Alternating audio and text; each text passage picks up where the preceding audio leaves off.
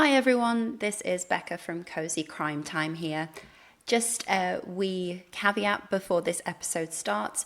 You may notice that Jade's audio is a bit different this week, a bit echoey, maybe a bit muffled at the same time somehow. There's a very reasonable explanation for that. She is stuck down a well somewhere. We don't know exactly where yet. The manhunt is ongoing for her. We're all quite concerned, but hopefully we'll find her before the next episode comes out. In the meantime, the show must go on.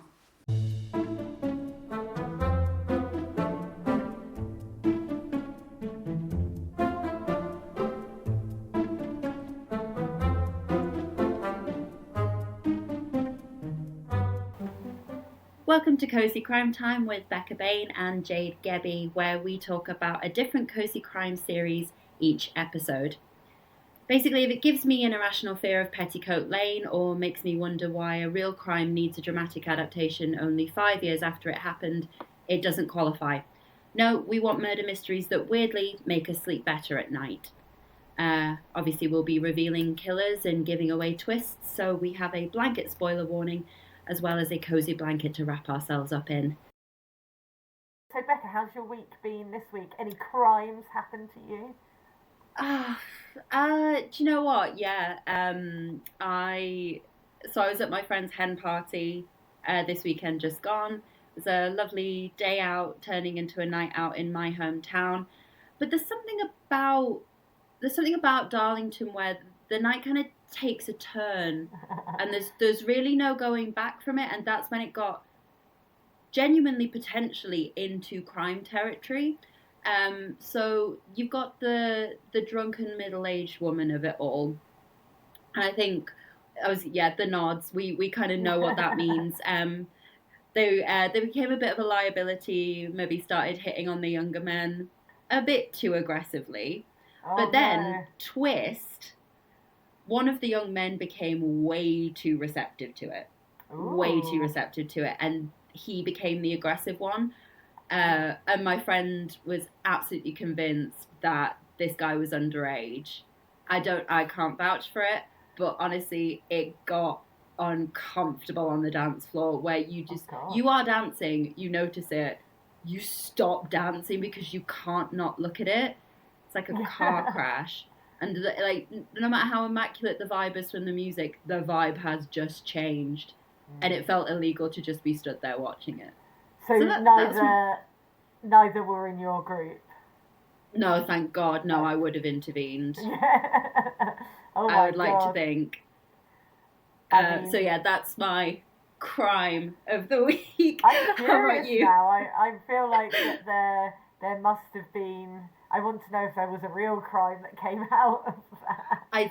I know. I think, do you know, there is that, like, the MILF chasing, or I don't want to be rude to these ladies, but the MILF chasing or the granny chasing, or maybe he just has a taste for older women, maybe he was just drunk. It is that thing of, I want to know what is going on here. I cannot look away.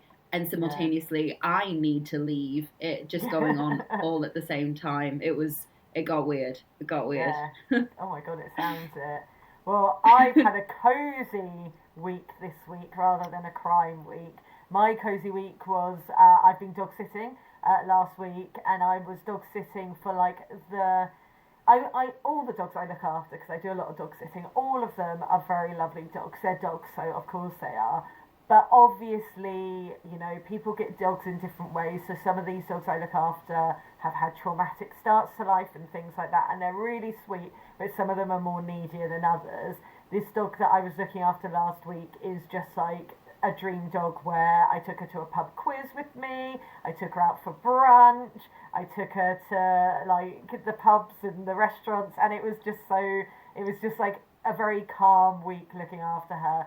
And it was just very cozy. And I actually one of the days I went to the theatre, and because my boyfriend knows the owners, he was like, oh, well, I can look in on the dog and sort of be with the dog while you're at the theatre. And when I got home, I was like, oh, how was she? And he was like, I literally just sat on the sofa and like tickled her belly like all night. That's all she wanted.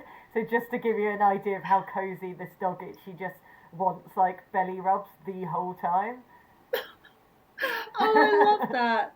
That is so sweet. Oh, Yes, that is cozy. I it love was a that. cozy That's week. Yeah. so good.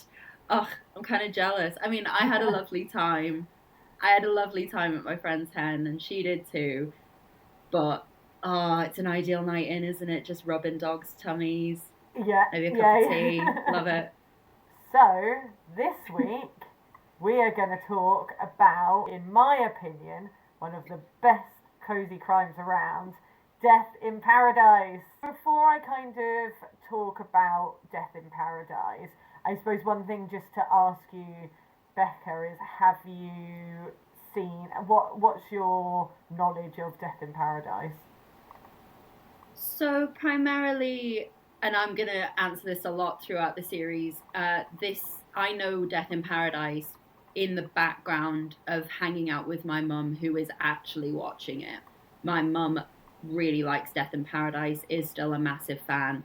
So every now and then I'll be popping into the front room and I'm visiting. It's about 25 minutes in, and I'm doing the annoying questions of who's that? Did they do it? Like so that is my familiarity. I know like they've chopped and changed the detectives over the years.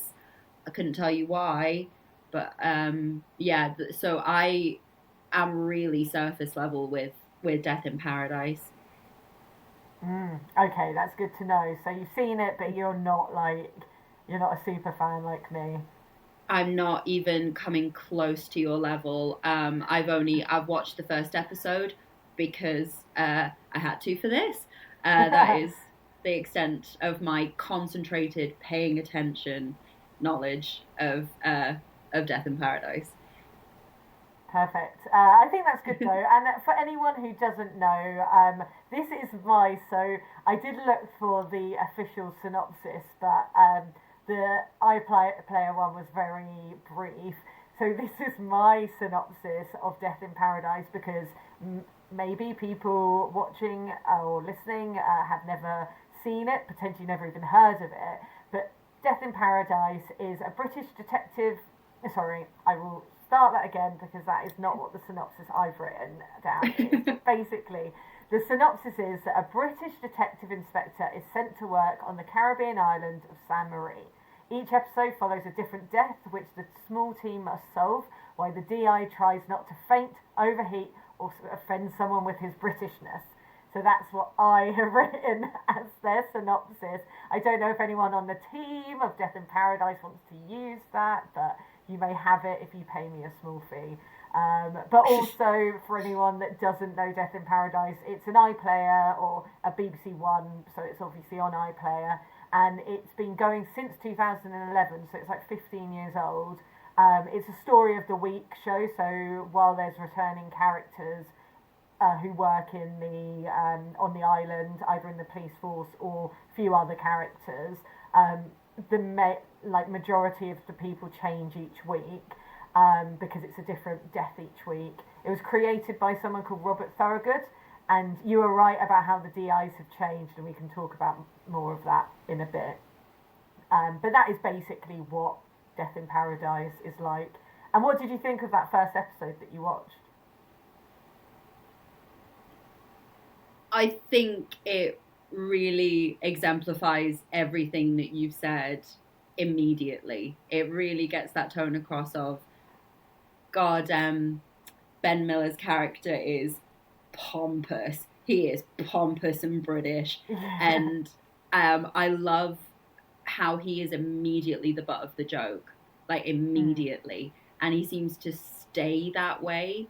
Even though obviously they do take him seriously as a detective, they are like the local police force are still pricking that pomposity very fast, and I was really enjoying that. Yeah, it really the it's I will it's so okay. I will say the introduction that then goes into the opening credits is jarring into hilarious. Yeah, And yes. I think, do you know, to be fair, I think this is a thing that we're going to come across a lot on this podcast is these two contradictory like tones of murder and coziness or verging on jolliness, like lightheartedness, are fundamentally contradictory. And so trying to tread that line doesn't always work. But when it doesn't work, it's not a bad thing, it's a funny thing.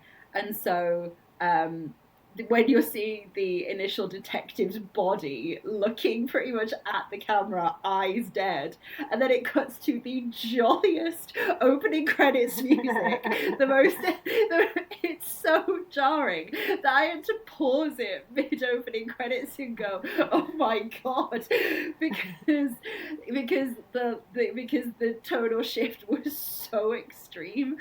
So I really enjoyed that. Couldn't tell you if it was intentional or not. Hope it wasn't.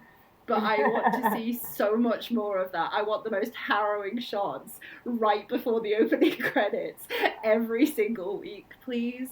That was great. So that funny. made me so happy. I love that. Yeah. I do love and that obviously bit where it's like da da da da da da da da, and it's like just after someone's been like massacred. Oh god, it's so funny. But obviously it wasn't my only takeaway, but it was my main one.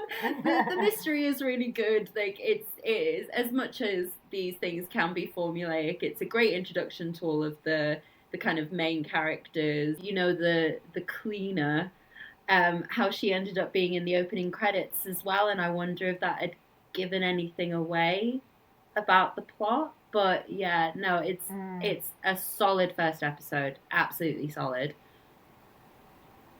Yeah, it is such a good one. I was thinking back to that one, and it is such a good like locked door mystery kind of thing. Like, well, how did he die if he died in this, you know, way that no one could get in and out? And it's like the classic kind of Agatha Christie style locked door mystery. So I think it's a really good first episode to bring it in. What did you think, just as someone who obviously has only seen one episode and then you've seen like bits of others, what did you think about Ben Miller's character, Richard Poole? Because I'll talk about the different DIs in a moment, but... Yeah, so this is actually a kind of a note that I'd made while I was watching it, of like, are we ever supposed to get on board with him? Or are we always meant to slightly dislike him? You know, because I mean, it does work. There's been other series where the detective isn't the likable one. The main character isn't the one that we're on board with, and like Doc Martin actually came to mind a little bit of like he is perpetually like disgruntled with what is going on around him. But I think the difference is that there is a fundamental likability with Doc Brown. Sorry, Doc Martin. Doc Martin. I'm getting my ITV dramas mixed up. But yeah, there's a fundamental difference with Doc Martin, that he is likable, and I want to watch Ben Miller's iteration of this detective get pushed from a boat into the water every 20 minutes or so. Like that is what I want. Because not a fan. I'm gonna say not a fan. Yeah, so I think I have a feeling that when they brought this out, I don't know this, but I feel like they were trying to go for like a bit of a like a Sherlock kind of thing of like, you know, obviously like Sherlock Holmes is quite grumpy and he's really set in his ways and stuff.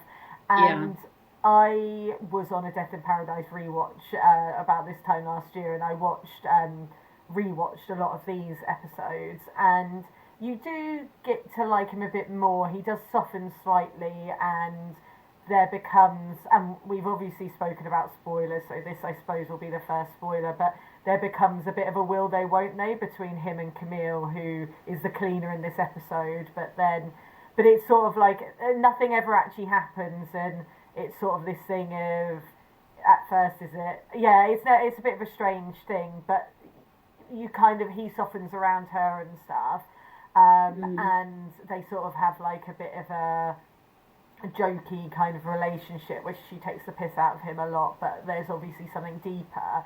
But then when they bring in Chris Marshall's character, so I think in the real world, the reason I think it was originally just going to be Richard Poole, Ben Miller's character, and then he decided that he didn't want to, because I think they spent like 6 months of the year in the Caribbean, and it just I think got a bit too much, doing that, and he did it for quite a few years.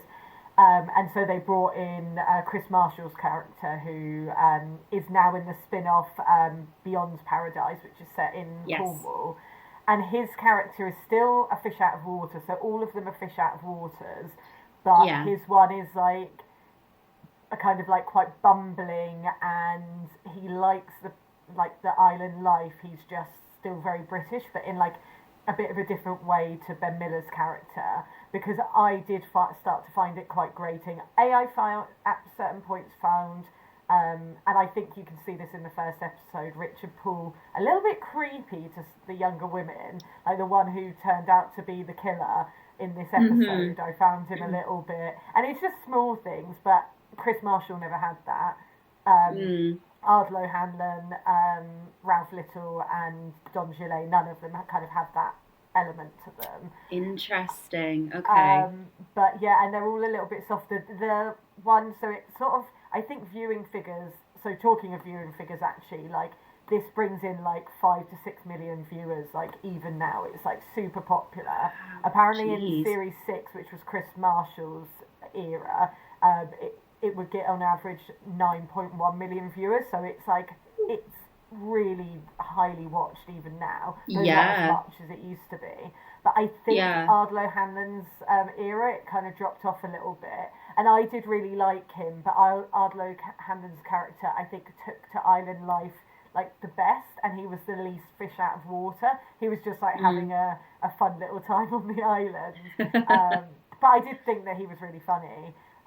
But yeah, I do feel I think that they've worked it well by, I don't think it was ever the plan to change the DI, but now they've changed it quite a few times, and it sort of makes me think of like Doctor Who or James Bond, and it's like, oh, who's going to be the new Death in Paradise DI, and I want them to do like James Bond style reveals when they have it.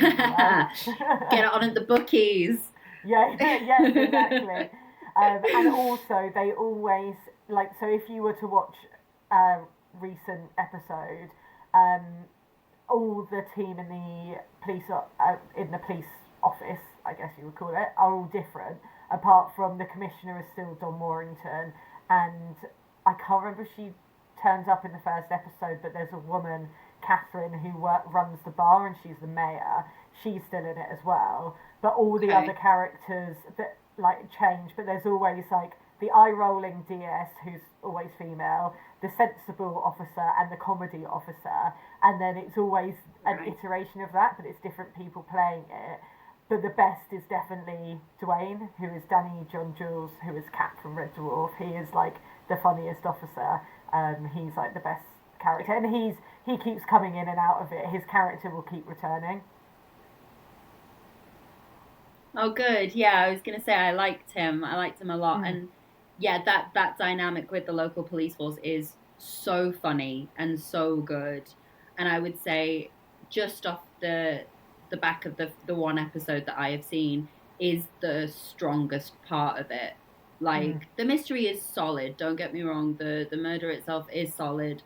And there is suspense, and there's solid red herrings with the introduction of Camille. But the thing that would keep me watching is not Ben Miller. It is the local police force. And to an extent, I do think that is by design. But yeah, like, you know, your lead detective doesn't have to be likable. God knows in a gritty drama, they're all deeply troubled and alcoholic, and all these cliches that come with a grittier crime drama. So is likability a trap that's only in Cozy Crime? Maybe, but him alone is not going to keep me watching. And so that's very interesting. I would definitely say that Chris Marshall's, Ardlo Hanlon's, and Ralph Little's are very likeable.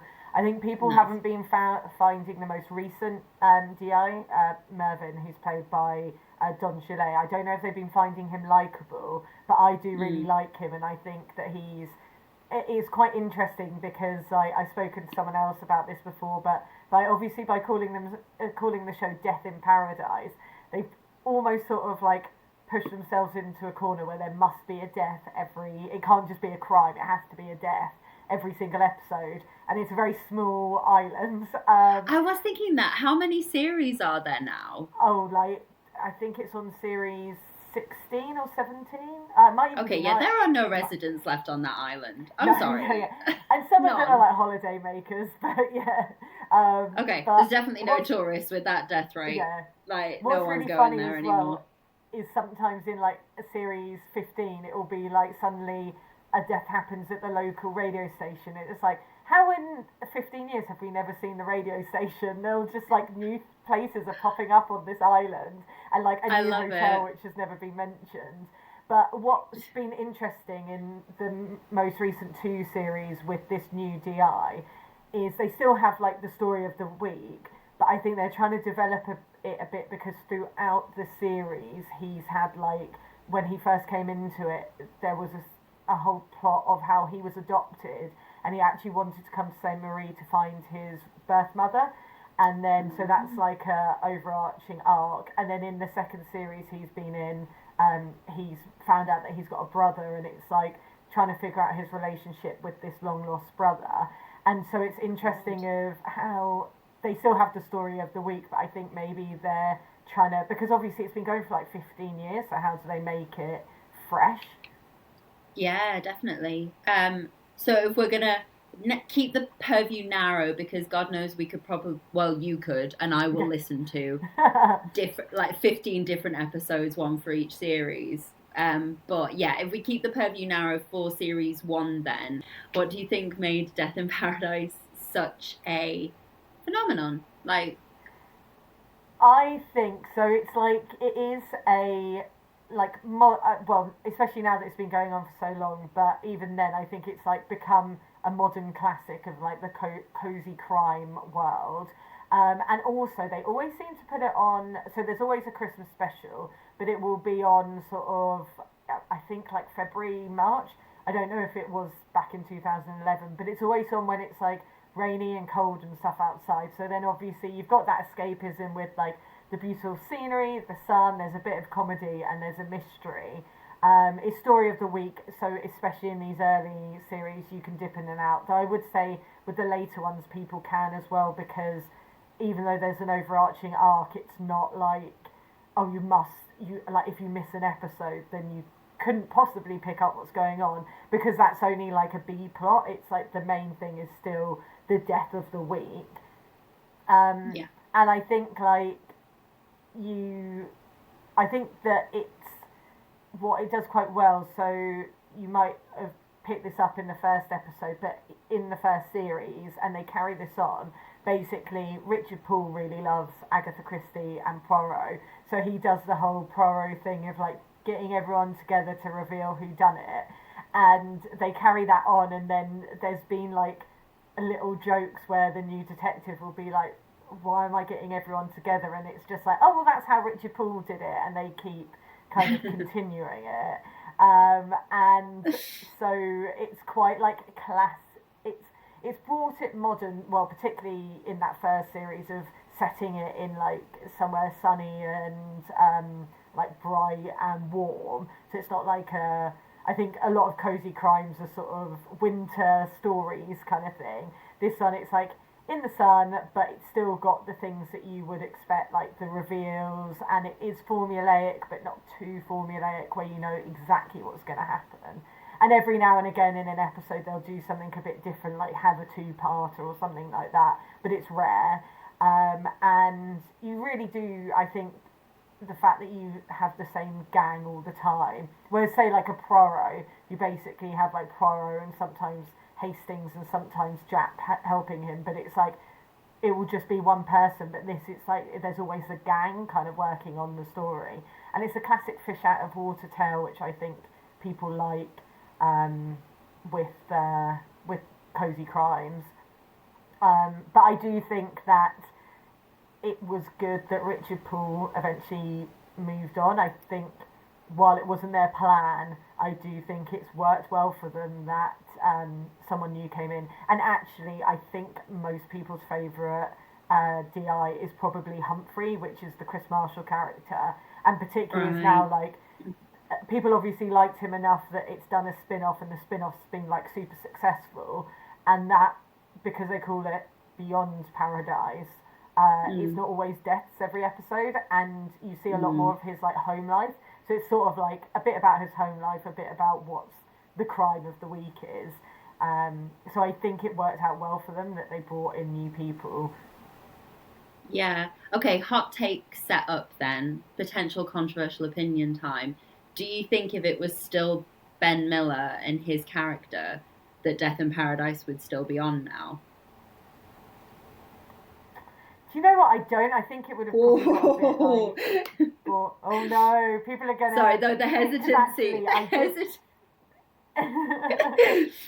I did a TikTok about my favorite, like ranking my favorite DIs, and I didn't put Ben Miller first, and then I got some mean comments. So one person, it really made me laugh because they were like, "Your ranking is stupid," and it's like, well, it's just my personal ranking, and they're like, "Your ranking's stupid." Obviously, Ben Miller was the top, but I think more that the reason I don't think that it would still be going is I just think it would have become too like it would have become exactly the same because there's been, you know, it's been going 15 years, it's like 15 or 16 series. I think it just would have become too the same all the time. I think they have to, like Midsummer Murders has changed up.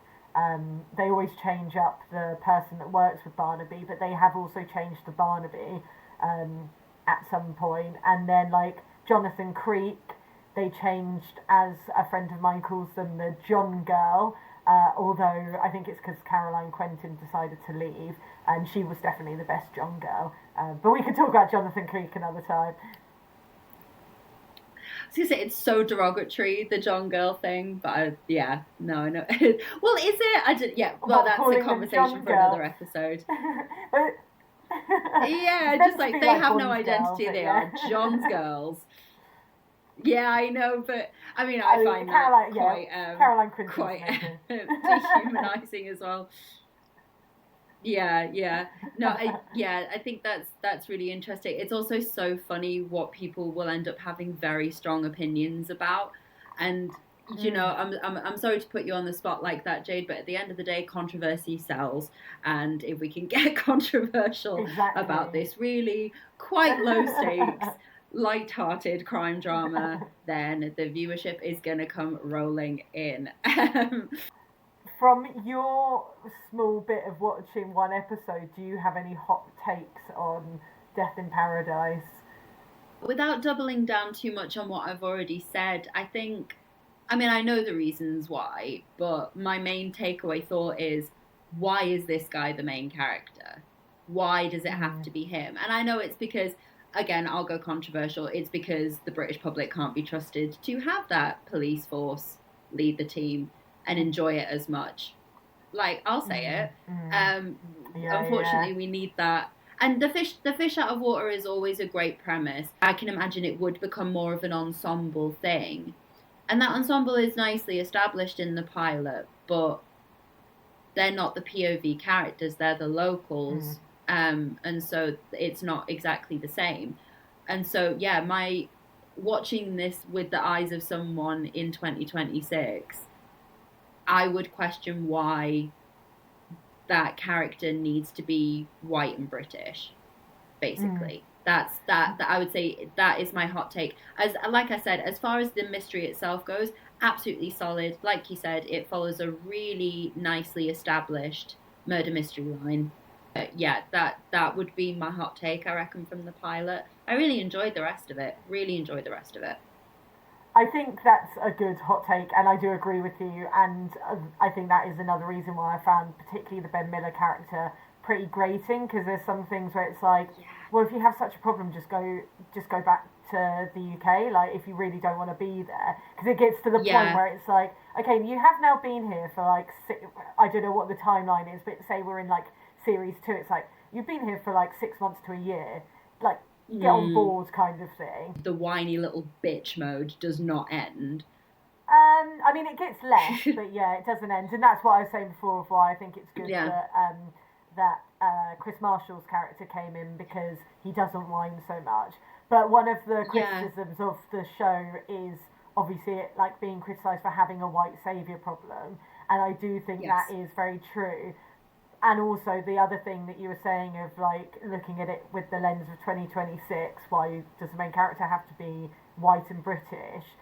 And obviously the most recent DI, so it's always been a man, but the most recent DI, Mervyn Wilson, played by Don Gillet, is a black man, and he's going there to find his adopted mum. However, I must say, so he is a brilliant actor. He's an interesting person to get, because everyone before him has come from a comedy background, whereas Don Gillet comes from, like, he has done a bit of comedy, but he's done lots of drama. He's done other Cosy Crimes. He actually was a character in Death in Paradise in an earlier series, so he's been in it already. But he is a really good character, and I think that he plays it a bit different than, and they all play it different to each other, but he plays it less comedy, although he is still quite a funny character. But it is very interesting to me, and you say, oh, in 2026 it's a shame, would we still need that? Unfortunately, I did notice so much criticism when he was announced, and so much criticism in his first series, and it's like, he's unobjectively one of the better ones. They're all good, but I would say he is one of the best ones in terms of his acting and the way that he does it. And he might not be people's favourites, but like, he's definitely a really good one. And it's like, why are people criticising him so much? And it's like, well, people still can't be trusted, even in like 15 years later, and probably even worse than that. You know, they're probably worse now. Yeah, it really is like James Bond, like you were saying, in that the British public will just never accept a black man in that role. Or it's exactly the same. Ridiculous.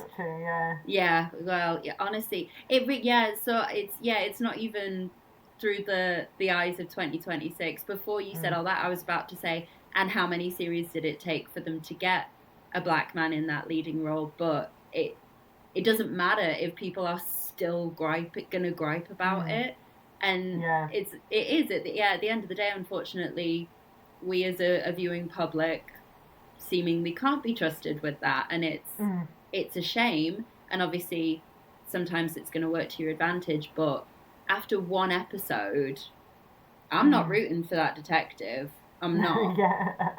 He's just kind of, he's there, and he's there, and it is that white savior thing, and it's fundamentally not understanding or like looking down on the way things operate there and have always operated there, sneaky, and operating within their means. They're not having to send forensics away for a laugh, or because they've got too much fuel and they might as well use it to send it to another island. That is how they have to operate. And I'm not on board with him. Would I not watch more purely because of him? No, the rest of it is strong enough. One thing you might be interested to hear then is, this is a massive spoiler, but I don't think you're going to watch any more Ben Miller ones, but his character in, I think it's series 3 or series 4, I'm sure people will correct me, one of the episodes is the where Chris Marshall arrives, is about Richard Poole's death. So Ben Miller actually gets stabbed and he is killed.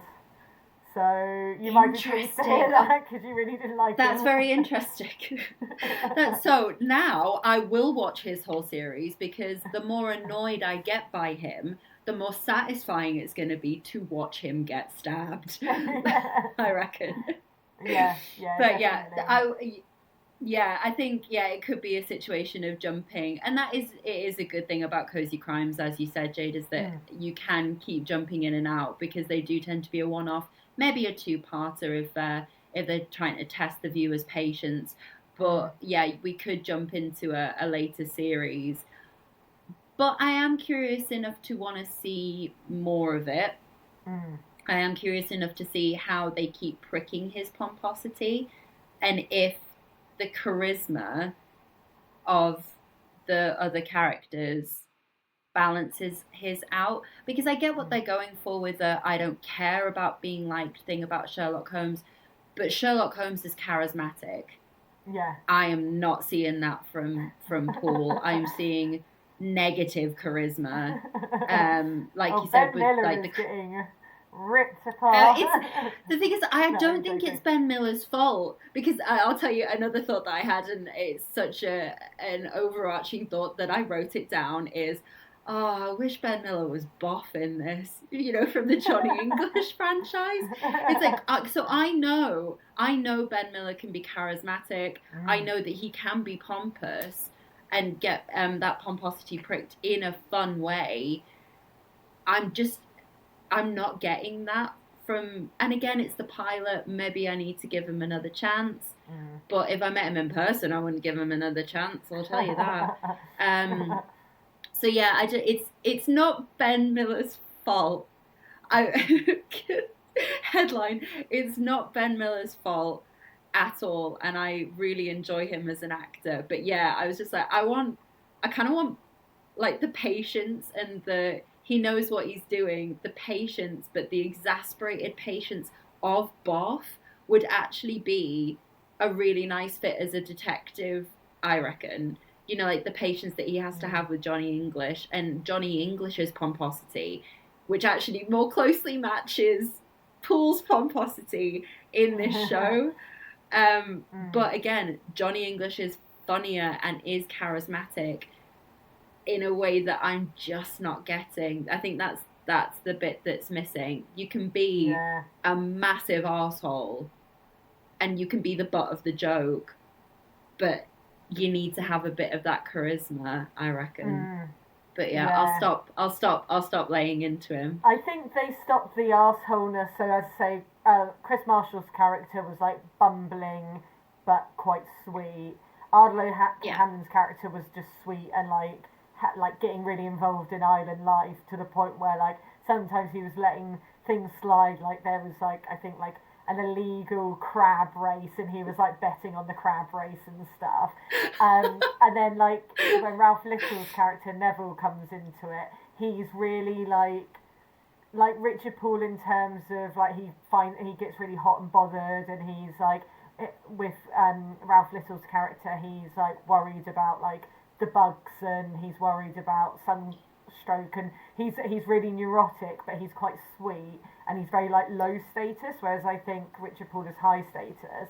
And then with Mervyn's character, he is a bit more pompous and they've brought that bit back, but I think the fact that he sort of instantly, well not instantly but a few episodes in, you discover that he's like looking for his his birth mum, and he's got this like you basically find out about his sort of before life, whereas I don't think with Richard Poole, I think because they were just doing it as like this story of the week, you don't find a lot about his before life except for he loves winter. Well, if he loves winter, why are you still in like he always goes on about how much like winter's his favourite season and he just wants to be in a cosy pub in London, and it's like, well, why are you staying then? Well, yeah, me too, mate, and that's why I would never take a job on a Caribbean island. Like, I am like my gingerness is not real. My ginger ass skin is, and I've never even been to the Caribbean, let alone accepting a job there. Which makes me wonder, and again, like there's a wee question there, like, is this a punishment for him? Why is he there? Who sent him there? Why did he agree to it? That doesn't really come across in the pilot, I don't think. I vaguely feel like basically no one that he works with wants him back. That's kind of what it's alluded to. I believe that. But then it also doesn't really explain why he stays. Although then I think like him and Camille have this sort of, I mean, they never get together, but it's like, will they, won't they? And then he's murdered, so then they won't. And then she leaves because she's sad. And that's it. And that is a summary of the first 3 series of Death in Paradise, everybody. We did put in the spoiler alert, right? Yeah. Amazing. I mean, do you have any other like big overarching thoughts for series 1 then that you wanted to bring in? I think that if anyone's watching this and they're thinking about and they've never watched Death in Paradise, I would say definitely watch it. But if you feel like Becca feels, then skip to Chris Marshall, because I do get that. Like, even I get that. Like, about a year or so ago, I did a rewatch podcast of Death in Paradise, and I only like rewatched the first series for the podcast, but I was feeling these similar things. I found it less annoying than you because I carried on, yeah, I would say if you feel the same as Becca, go in with Chris Marshall, and then I think you'll really enjoy it. And yeah, I think that they balance sort of the crime and the like comedy quite well, and it obviously has ups and downs like any of these long running cozy crimes, but also any long running show. Like, some of the stories, it's like, oh, you've kind of done this already like 3 series ago, but I think even now it's still pretty strong. But that's always going to happen, that there's going to be like dips and stuff. But yeah, I think that people should watch it, and also people, I think, should watch Beyond Paradise. I would be interested, actually, and obviously this might be something that we do down the line, Becca, but I'd be interested, for you to see an episode of Beyond Paradise, to see what you think of Chris Marshall's character, but also Return to Paradise, which is in the Paraverse, as I call it, but it's basically, it's set in Australia, and Ardlo Hanlon's character pops up in it, but just on the phone, because he leaves San Marie to go back to the UK, because his daughter's there, and I think his wife had passed away, and then he realised he just wanted to be like closer to his daughter, and so the character in Return to Paradise worked with him in London, and now she's gone back to Australia, where she's from, this place Dolphin Cove, but she is really like kind of Richard Poole-ish in a way, but it's only a few series old, so it'd be really interesting what you think of her, because she's quite like, I mean, it's a bit different because it's the place she grew up in, but she like hates the sun, even though she's from Australia, she like hates the heat, hates the sun. She always wears like shirt and a waistcoat, so a bit like Richard Poole, and sort of like always dressed smart, and it's kind of her weirdly being a fish out of the water, but where she's from, and it's like she moved away and then she's come back. And it would just be interesting to see, that's like a woman doing that kind of character, but also it's only a few years ago, whereas obviously Richard Poole was like 15 years ago. So it'd be quite interesting to see what you think. Also, I think that a character from Beyond Paradise, she's just gone travelling, and I think she might pop up in Return to Paradise. So I love it. There really is. Yeah, there really is a whole shared universe, because you can't just have one thing anymore. It has to be an entire extended universe. Thank you, Marvel. No, that is really interesting, and we will definitely have to put a pin in me doing that so that we can do it for the podcast. No, I love that. Brilliant. So I think that's everything that I wanted to say about Death in Paradise, and I'm pleased that you might give it another go. But I can understand your feelings. I think out of obligation to our friendship, if nothing else, I should keep watching it. I didn't. Yeah, maybe an element of loving to hate will come in, but we'll see. It's a solid we'll see. There's no promises.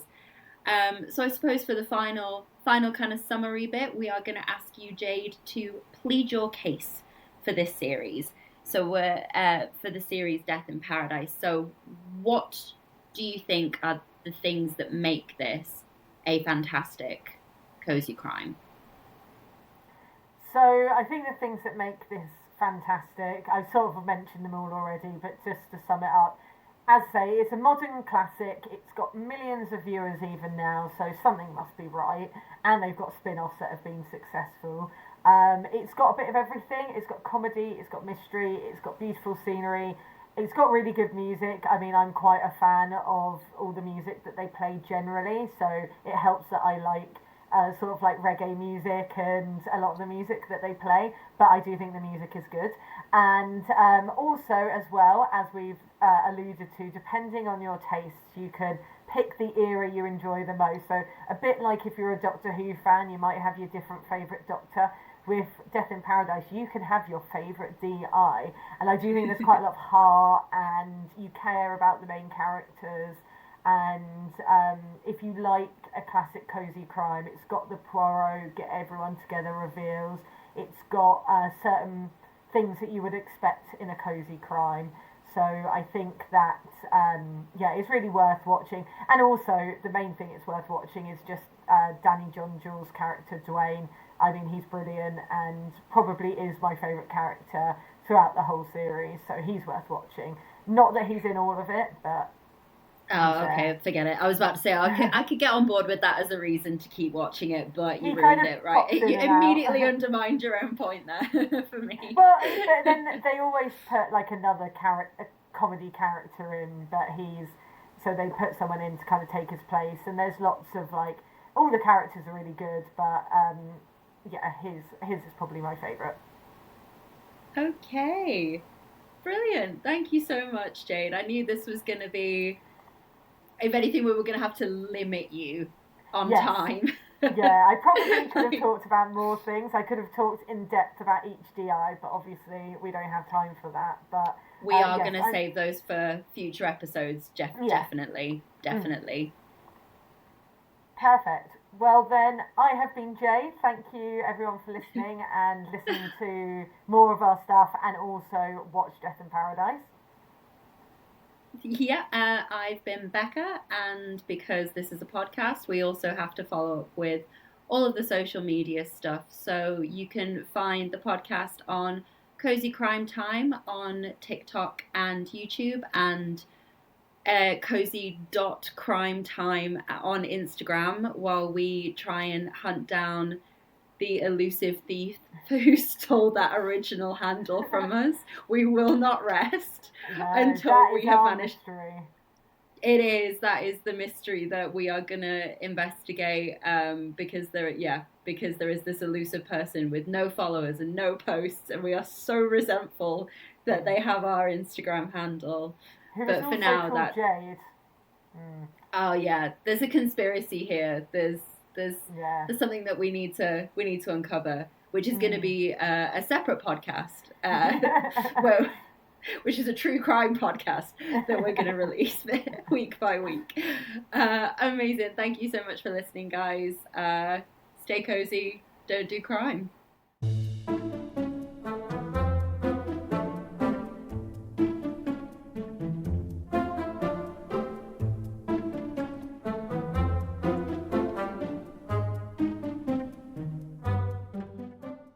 Oh, guys, I've made it out of the well. Yes, brilliant. I'm extremely happy. It was quite scary down there. It was quite dark, quite creepy. It went from cozy to crime in a matter of like 0 to 100.